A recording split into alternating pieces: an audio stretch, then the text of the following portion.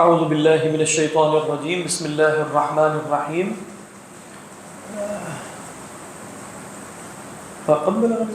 وقد بلغني الكبر وامرأتي عاقر قال كذلك الله يفعل ما يشاء صدق الله العظيم رب اشرح لي صدري ويسر لي أمري واحلل عقدة من لساني يفقهوا قولي اللهم صل على سيدنا محمد وعلى آل سيدنا محمد وبارك وسلم آمين يا رب العالمين.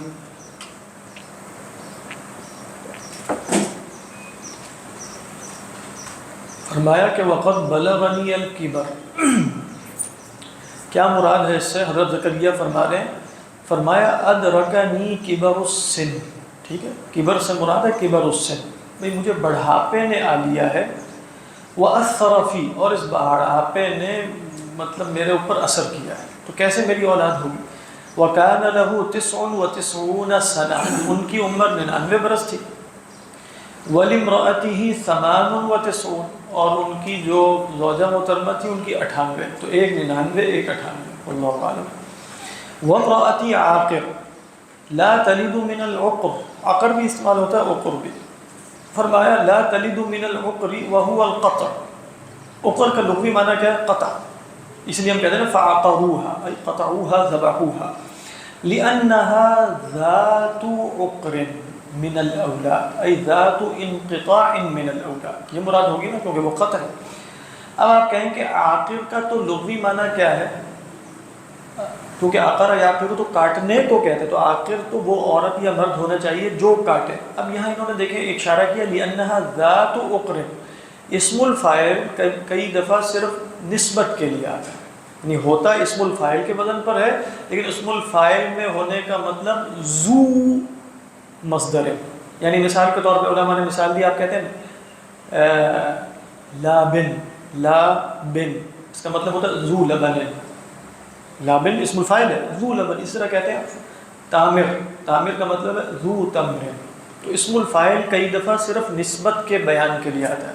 تو نسبت ہم کیسے بیان کرتے ہیں؟ ذو کہہ کر بیان کرتے ہیں. تو انہوں نے کیا کہا کہ یہاں آخر سے مراد ہے لِأَنَّهَا ذَاتُ عُقْرٍ، ذو کی مؤنث ذات، ذات عُقْرٍ من الاولاد. اس کے بعد کیا کہا؟ قَالَ كَذَلِكَ اللَّهُ يَفْعَلُ. اب اس کی بہت سی تفسیریں آئیں گی، جیسے قَالَ كَذَلِكَ اللہ یفعل ما یشاء. کیا فرماتے ہیں؟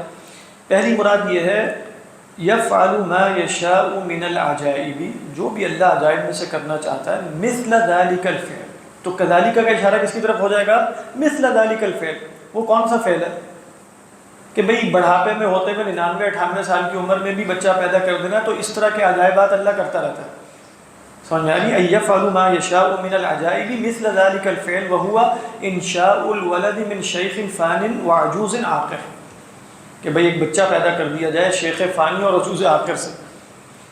او اب یہ دوسری ٹائر، پہلی ہم نے دیکھا تو اس میں ہم کہیں گے کذالک میں ذالک کی تشریح کیا ہے؟ کس کی طرف جا رہی ہے؟ ذالک کا اشارہ کس کی طرف جا رہا ہے؟ یعنی تم بوڑھے ہو، تمہاری بیوی بانجھ ہے، پھر بھی اللہ بچہ پیدا کرے گا. اسی طرح کے افعال عجیب و غریب اللہ کرتا رہتا ہے جو چاہتا ہے. اچھا اس کے بعد او کما انت علیہ وزوجک من الکبر والعقر یفعل ما یشاء من خلق الولد. اچھا پہلے تو اشارہ فعل کی طرف کیا تھا نا، بات ایک ہی بنے گی دونوں کی. یعنی پہلے تھا کذالک ای مثل ذالک الفعل، اب کیا کہہ رہے ہیں؟ کذالک. وہ پوچھ رہے تھے کہ بھئی میرا بچہ کیسے ہوگا، میں بوڑھا ہوں. وہ اللہ فرما رہے ہیں کذالک، یعنی تم اسی حالت پہ رہو گے، تمہاری بیوی بھی اسی حالت پہ رہے گی اور پھر بھی بچہ ہو جائے گا. کیا فرمایا؟ او کما انت علیہ وزوجک، جیسا کہ تم ہو، تم اور تمہاری بیوی، من الکبر والعقر یفعل ما یشاء من خلق الولد، اسی حالت پہ رہتے ہوئے اللہ کرے گا جو چاہے گا، یعنی من خلق الولد، بچے کو پیدا کرے. سمجھ میں آ گئی نا؟ اب کذالک کا اشارہ کس کی طرف ہو گیا؟ پہلے فعل کی طرف تھا، اب ہے ان کی حالت کی طرف کہ تم ایسے ہی رہو گے اور ایسے ہی ہو جائے گا. اچھا تیسرا او کذالک اللہ مبتدا و خبر، یعنی اس میں آپ دیکھیں مبتدا اور خبر کیا ہے؟ کذالک اللہ، اللہ تو ایسا ہی ہوتا ہے. کیا مطلب؟ ای اللہ علی مثل هذه الصفات، اللہ ایسا ہی ہے، اسی طرح کرتا ہے. یعنی اللہ ایسے ہی ہونے سے کیا مراد ہے؟ اللہ تو ہوتا ہی وہ ہے جو اس طرح کا کام کرتا ہے. کذالک اللہ، بس یہ مبتدا خبر ہے. کذالک مبتدا اللہ خبر، بلکہ کذالک کا مبتدا خبر نہیں، اللہ مبتدا کذالک کا خبر مقدم، تو دونوں مل کے کیا بنے؟ جملہ اسمیہ۔ اچھا اگلا کیا ہے؟ تو یفعل ما یشاء کا تعلق کس سے ہوگا؟ فرمایا وَيَفْعَلُ مَا يَشَاءُ بَيَانٌ لَهُ، یعنی کذالک اللہ، یہاں آپ رک بھی سکتے ہیں اس تفسیر کے مطابق، آپ یہاں وقف کریں گے، پھر اسی کا بیان آگے یفعل ما یشاء۔ کچھ قاری یوں پڑھتے ہیں، وہ پڑھیں گے وَقَدْ بَلَغَنِيَ الْكِبَرُ وَامْرَأَتِي عَاقِرٌ قَالَ كَذَلِكَ، اسی طرح ہوگا۔ اور پھر ابتدا کہاں سے کرتے ہیں؟ اللہ یفعل ما یشاء۔ یہ جو تیسری تفسیر ہم کر رہے ہیں اس میں کیا ہے؟ قال كذلك اللہ، اس کے بعد آپ بیان آگے کہیں یفعل ما یشاء، ٹھیک۔ یا چوتھی رائے کیا ہے؟ او كذلك خبر مبتدا محذوف، كذلك مبتدا محذوف کی خبر ہوگی، کیا مطلب؟ جیسے ای الامر كذلك، یعنی وہ پوچھ رہے ہیں کیسے ہوگا، انا یکون لی، تو پوچھ رہے ہیں الامر كذلك، معاملہ ایسے ہی ہوگا۔ سب میں نا بات ایک ہی بنے گی، لیکن آپ دیکھ رہے ہیں کہ اس کو دیکھنے کے ایک اور ہر ایک میں جیسے تھوڑا سا الگ الگ ایک نقطہ بھی آ رہا ہے، یعنی ان دی اینڈ اوور آل جو کلی مفہوم ہے وہ ایک ہی ہے، لیکن ہر ایک میں جیسے جزوی مفاہیم میں کچھ تغیر ہے۔ اس کے بعد پھر کیا ہوگا؟ واللہ یفعل ما یشاء بیان لہ، وہی بات جو ہم نے پیچھے دیکھی تھی کہ واللہ یفعل ما یشاء، اس کا بیان ہو جائے گا، ٹھیک ہو گیا۔ قال رب اجعل لی آیۃ، فرمایا کہ اے میرے رب میرے لیے کوئی نشانی بنا دیجیے۔ نشانی سے کیا مراد ہے؟ علامۃ اعرف بها الحبل، جس سے مجھے پتہ چل جائے کہ حمل ٹھہر گیا۔ لأستقبله بالبشاشة والشکر وتزيح مشقة الانتظار، کہہ رہے ہیں آپ مجھے علامت اس لیے دیجیے تاکہ میں اس امر کو، یعنی بیٹے کے ہو جانے کو، یعنی حمل ٹھہر جانے کو قبول کروں دل کی رضامندی، بشاشت کے ساتھ اور شکر کے ساتھ۔ اور یہ نشانی کیا کرے گی؟ یہ انتظار کی مشقت کے کب ہونا ہے، کب ہونا ہے، کب ہوگا۔ جیسے مشقت واقعتاً انتظار میں جیسے ایک علم کی کیفیت بھی ہوتی ہے نا، تو وہ جو مشقت انتظار ہے وہ بھی یہ ازاح یزیح کا مطلب ہے دفع کر دینا، ہٹا دے گی۔ یہ مجھے اس لیے چاہیے نشانی، وہ پوچھ رہے ہیں۔ قال آیتک الا تکلم الناس ثلاثة ایام، تو فرمایا اللہ نے کہ تم لوگوں سے 3 دن کلام نہ کر سکو گے۔ اللہ تقدر، کیونکہ اللہ تکلمہ میں یہ بھی احتمال ہے کہ بھئی تم کلام نہ کرو، یعنی ہمارا حکم یہ ہے، لیکن تقریباً مفسرین کا اجماع ہے کہ یہاں اللہ تکلم الناس نشانی بنے گی ہی اس وقت کہ جب وہ کلام پر قادر نہ ہو۔ تو آپ دیکھ رہے ہیں کہ آگے تفسیر میں کیا کہتے ہیں؟ اللہ تقدر علی تکلیم الناس ثلاثا، 3 دن تم قدرت ہی نہیں رکھو گے لوگوں سے بولنے کی۔ وانما حبس لسانه عن مکالمتهم خاصۃ لتخلص المدة لذکر اللہ تعالی، کہہ رہے ہیں ان کی زبان لوگوں کی مکالمت سے، گفتگو سے اس لیے روک دی گئی خاص طور پہ تاکہ یہ پوری کی پوری مدت اللہ کے ذکر کے لیے خالص ہو جائے۔ اس میں اس لیے کہا نا وَاذْكُرْ رَبَّكَ كَثِيرًا وَسَبِّحْ بِالْعَشِيِّ وَالْإِبْكَارِ، کیا ہے؟ لِتَخْلُصَ الْمُدَّةُ لِذِكْرِ اللَّهِ تَعَالَى وَشُكْرِهِ قَضَاءً لِحَقِّ النِّعْمَةِ، کہ بھئی یہ مدت اللہ کے ذکر اور شکر کے لیے خالص ہو جائے تاکہ اللہ کی نعمت کا حق ادا کیا جا سکے۔ وَكَأَنَّهُ قَالَ، گویا کہ اللہ یہ فرما رہے ہیں آیتک ان یحبس لسانک الا عن الشکر، کہ بھئی تمہاری زبان ہر چیز سے محبوس ہو جائے گی سوائے شکر کے، یعنی اللہ کو یاد کرنا چاہو گے، شکر کرنا چاہو گے تو زبان چلے گی، وگرنہ لوگوں سے کلام میں زبان محبوس رہے گی۔ وَأَحْسَنُ الْجَوَابِ مَشْتُقَّ عَنِ السُّؤَالِ، کہہ رہے ہیں بہترین جواب وہی ہوتا ہے جو سوال سے مشتق ہو۔ کیا مطلب ہے؟ سوال کیا تھا؟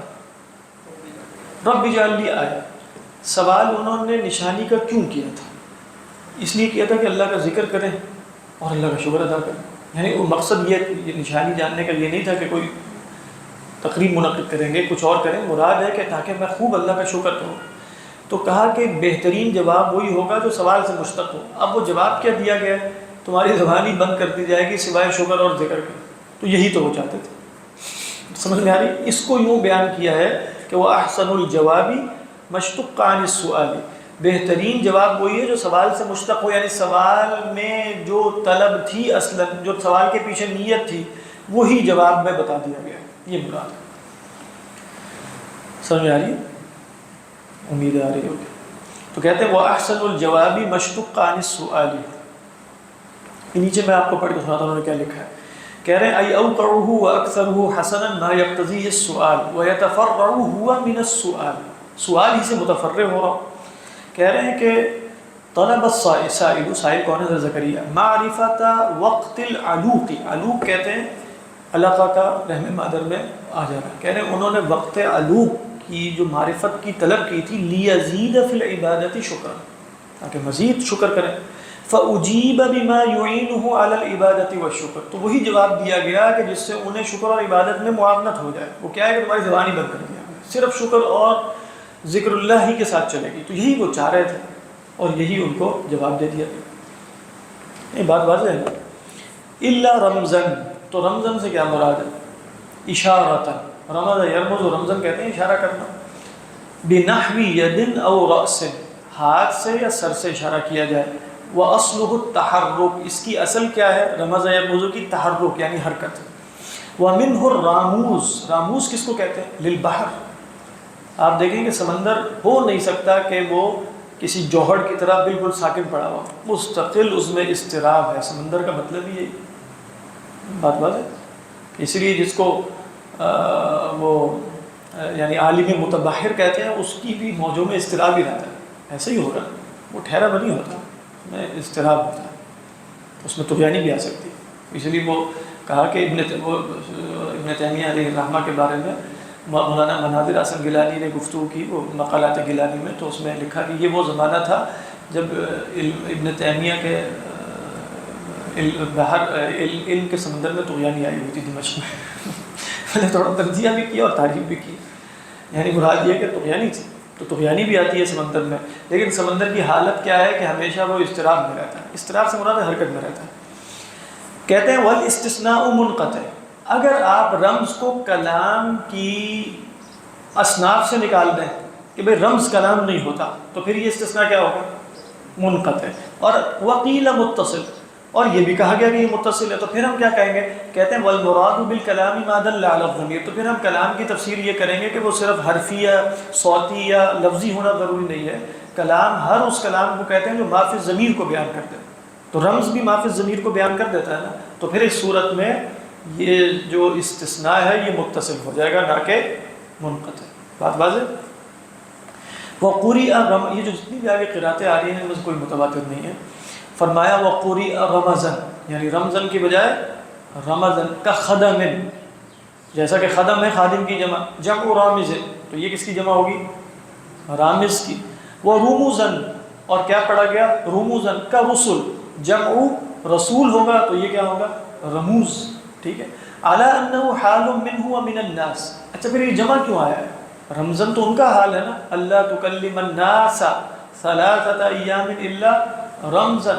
تو اگر ویسے یہ قرات ثابت نہیں ہے، لیکن جو شاذ قرات ہے اس کی نحوی توجیہ کیا ہوگی؟ تو فرماتے ہیں علی انہ حال منہ ومن الناس بمعنی مترامزین. کہہ رہے ہیں پھر یہ دونوں کا مشترکہ حال ہو جائے گا. دونوں کس کا؟ کیا آیا تھا؟ اللہ تکلم انت الناس، تو یہ جمع ہو گیا نا، ناس جمع ہے اور یہ بھی، تو مل کے کیا بنے؟ دونوں فریق جمع بنے، تو جمع آ جائے گا. رموزن یا رم کیا ہے؟ رموزن، تو کیا مراد ہے؟ مترامزین، ایک دوسرے سے اشاروں میں گفتگو کرنا. اب اس میں اشکال ہے، انہوں نے اشکال بیان نہیں کیا. وہ یہ ہے کہ وہ تو زبان سے بولیں گے، تو اس لیے کہ یہ قرات متواتر نہیں ہے، اس میں یہ سارے اشکالات بیان کرنے کی ضرورت نہیں ہے. اچھا پھر اس میں کہتے ہیں کہ بھئی یہ کہ آ جاتا ہے یعنی عربی. تو انترا ابن شداد کا جو ہے وہ شعر نقل کیا، وہ ہے کہ متا ما، اپنے ایک دشمن کا قصیدہ کیا ہے جس میں اپنے دشمن کو خطاب کر رہے ہیں اور کہہ رہے ہیں کہ تمہاری اگر میرے سامنے آ گئے نا تو تم جیسے ہوش اڑ جائیں گے تمہارے. کہہ نہیں رہا ہے انترا ابن شداد. تو کیا کہتے ہیں؟ متا ما تلقنی، لقیہ یلقا، ٹھیک ہے نا. متا ما تلقنی فردین ترجفو، فردین. اب کیا شاہد کیا تھا اصل میں؟ تم بھی اکیلے ہو، میں بھی اکیلے ہوں. تو اب یہ جو متا ما تلقنی میں فردین حال ہے، لیکن یہ حال کس کا ہے؟ دونوں کا مشترکہ ہے نا. تلقا میں انتا ونی انا، تو تلقنی کا حال ہے کہ ہم دونوں ہی اکیلے ہوں. تو اصل میں شاہد یہ ہے، یعنی جو شاہد پیچھے ہے وہ یہ ہے. متا ما تلقنی فردین ترجفو واذکر ربک کثیرا. اچھا کب اللہ کا کثرت سے ذکر کر رہا ہے؟ فی ایام الحبستی، جس زمانے میں تمہاری زبان جیسے روک دی جائے گی نا 3 دن. وَهُوَ مُؤَكِّدٌ لِمَا قَبْلَهُ مُبَيِّنٌ لِلْغَرَضِ مِنْهُ، کہہ رہے ہیں جو پہلے آیا تھا نا وَاذْكُرْ رَبَّ، جو پیچھے آیا تھا کہ قَالَ آیَتُكَ أَلَّا تُكَلِّمَ النَّاسَ ثَلَاثَةَ أَيَّامٍ إِلَّا رَمْزًا، اسی کی تاکید ہے کہ ان دنوں میں اب کیا کرنا ہے، وَاذْكُرْ رَبَّكَ كَثِيرًا وَهُوَ مُؤَكِّدٌ لِمَا قَبْلَهُ مُبَيِّنٌ لِلْغَرَضِ مِنْهُ، یہ زبان بند ہونے کی غرض کیا ہے، اس کی وضاحت بھی کرے، وہ ذکر ہے۔ وَتَقْيِيدُ الْأَمْرِ بِالْكَثْرَةِ يَدُلُّ عَلَى أَنَّهُ لَا يُفِيدُ التَّكْرَارَ۔ اب اسی طرح اب ایک اصولی مسئلہ جو ہم نے اصول فقہ میں پڑھا تھا کہ حل الامر یفید التکرار، تو اصولیین کا مسلک احناف کا بھی یہی تھا کہ الامر لا، بلکہ احناف کے سوا دوسروں کا تو اور بھی ہے، لیکن احناف کا خاص طور پہ کیا ہے، الامر لا یفید التکرار۔ اگر آپ کہیں کہ افعل، اس کا مطلب ایک دفعہ کرنا ہوتا ہے بس، آپ کہیں اقیم الصلاۃ، اس کا مطلب ایک دفعہ نماز قائم کرنا ہے بس، تو امر میں تکرار نہیں ہوتی۔ یہاں سے کیسے استدلال کیا انہوں نے؟ استدلال اس طرح کیا کہ جب اللہ کہہ رہے ہیں وَاذْكُرْ رَبَّكَ كَثِيرًا، تو اگر امر ہی میں تکرار ہو تو وَاذْكُرْ رَبَّكَ ہی کہا جائے گا، تو ذکر بار بار کرنا پڑے گا، خود کثرت پہ دلالت ہو جائے گی۔ اگر امر يدل على التکرار فمجرد الامر يدل على الكثرة، تو اس کو جب مقید بالکثرہ کیا تو اس کا مطلب کیا ہوا کہ امر میں ایک دفعہ کرنا ہوتا ہے۔ سمجھ میں آ رہی ہے بات؟ تو فرمایا وَتَقْيِيدُ الْأَمْرِ بِالْكَثْرَةِ يَدُلُّ عَلَىٰ أَنَّهُ الْأَمْرُ لَا يُفِيدُ التَّكْرَارَ، بات واضح ہے نا یہ۔ وَسَبِّحْ بِالْعَشِيِّ وَالْإِبْكَارِ، وَسَبِّحْ بِالْعَشِيِّ، عشی کیا ہے، من الزوال إلى الغروب، کہہ رہے زوال سے لے کر غروب تک کا وقت جو ہے وہ سب کا سب عشی ہے، بعض نے عصر تک کا بھی کہا، اور وقیل من العصر إلى الغروب، بعض نے کہا کہ عصر سے لے کر غروب تک یہ کیا ہے، عشی۔ او الغروب یعنی من الغروبی، وقیل من العصر او الغروبی، کیا ہے من العصر او الغروبی، یعنی عصر سے لے کر یا غروب سے لے کر کب تک، الى ذهاب صدر اللیل، رات کے ابتدائی وقت کے رخصت ہونے تک۔ صدر اللیل سے مراد ہے عشاء کی نماز کے وقت تک۔ والابکار کیا ہے، من طلوع الفجر الى الضحى، فجر سے لے کے چاش تک کا وقت کیا، ابکار۔ وقرئ بفتح الحمزۃ، اور یہ بھی متواتر نہیں، کہتے ہیں کہ بھئی ابکار کو ابکار بھی پڑھا گیا، تو ابکار پھر کس کی جمع ہو جائے گی، جیسا کہ یا تو بکر کی جمع ہوگی یا بکر کی جمع ہوگی، بات واضح۔ تو فرمایا وقرئ بفتح الحمز جمع بکر کسحر واسحار، بکر وابکار، جیسے قرآن مجید میں ہے نا سیبات وابکار، اور اسی طرح بکرن جو اونٹ کو کہتے ہیں، بکرن کس کو کہتے ہیں، جوان اونٹ کو کہتے ہیں، اس کی جمع بھی کیا ہے، ابکار، لیکن یہ قرأت متواتر نہیں ہے۔ وَإِذْ قَالَتِ الْمَلَائِكَةُ يَا مَرْيَمُ إِنَّ اللَّهَ اصْطَفَاكِ وَطَهَّرَكِ وَاصْطَفَاكِ عَلَى نِسَاءِ الْعَالَمِينَ كَلَّمُوهَا شِفَاهًا، کہہ رہے ہیں فرشتوں نے نا سامنے آ کر بات کی تھی۔ مشافہتاً کس کو کہتے ہیں، آمنے سامنے بیٹھ کے، مشافہتاً اس گفتگو کو کہتے ہیں کہ جس میں آپ سامنے والے کے ہونٹ ہلتے ہوئے دیکھ سکیں، کیونکہ شفا ہونٹ کو کہتے ہیں۔ ومن انکر الکرامۃ زعم ان ذلك كان معجزۃ زکریا، پہلے بھی ہم دیکھ چکے ہیں کہ بھئی یہ حضرت اصلاً تو یہ کرامات ہیں، فرشتہ آ کر گفتگو کر رہا ہے، لیکن جو کرامات کے منکر ہیں وہ اس کو حضرت زکریا کا معجزہ بنا دیتے ہیں، حالانکہ حضرت زکریا کا معجزہ کہاں سے ادھر آ گیا، اب تو وہ تو بات ختم ہو گئی، اب تو ایک الگ ہے جب ان کو خوشخبری دی جانی ہے حضرت عیسیٰ کی، اور بعض کہتے ہیں کہ اس وقت تو حضرت زکریا موجود بھی تھے کہ نہیں، یہ بھی ثابت نہیں، یعنی فوت ہو چکے تھے، اللہ اعلم۔ او ارحاصا لنبوت عیسیٰ علیہ السلام، کہا کہ اچھا اگر وہ فوت ہو گئے تو ہم اس کو پھر بنا لیتے ہیں معجزہ حضرت عیسیٰ کا، لیکن معجزہ جو نبی کے آنے سے پہلے ظاہر ہو اس کو ہم کیا کہتے ہیں، ارحاص۔ تو اللہ کے جیسے یہ جو فیل کا واقعہ ہے، اصحاب فیل کا، اسی طرح جو آسمانوں پر پہرے، یہ سب کیا ہے، اللہ کے رسول صلی اللہ علیہ وسلم کے ارحاصات ہیں لنبوت عیسیٰ علیہ السلام۔ فإن الإجماع على أنه تعالى لم يستنبئ امرأة، کہہ رہے ہیں کیونکہ اجماع اس پر واقع ہو گیا کہ اللہ نے کسی عورت کو نبی نہیں بنایا۔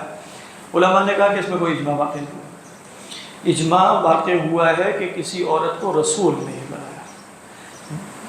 جہاں تک کسی عورت کے نبی نہ بننے کا تعلق ہے، اہل سنت میں اجماع نہیں ہے، جمہور کی رائے یہ ہے کہ نبی کوئی عورت نہیں تھی، اس لیے آگے جو آیت بھی لا رہے ہیں اس میں بھی نبوت کی نفی نہیں ہے بلکہ رسالت کی نفی ہے۔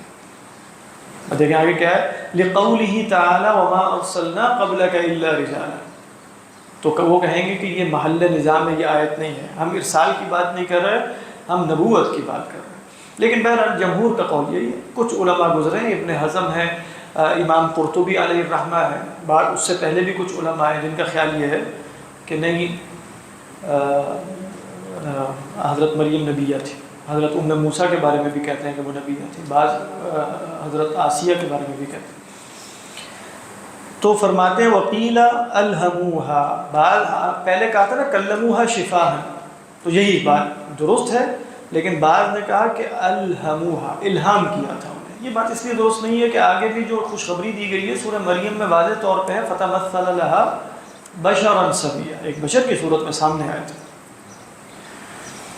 والاصطفاء الاول تقبلها من، اب دو دفعہ استفاء کا لفظ ہے نا، آپ دیکھ رہے ہیں ان اللہ اصطفاکی وطہرکی واصطفاکی، دو دفعہ آ گیا، تو ایک استفاء اول ہے، ایک استفاء ثانی ہے، تو کہتے ہیں واصطفاء الاول تقبلها من امها، پہلے استفاء سے مراد انہیں ان کی ماں سے قبول کرنا، ولم تقبل قبلها انثى، ان سے قبل کسی انثى کو قبول نہیں کیا گیا بیت المقدس کی خدمت کے لیے، وتفریغها للعبادت، اور عبادت کے لیے انہیں فارغ یعنی خالص کرنا، واغناؤها برزق الجنت عن الکسب، عن الکسب، اور جیسے کمانے کی بھی ضرورت نہیں ہے، جنت سے ہی رزق چلا رہا ہے، کوئی ضرورت ہی نہیں۔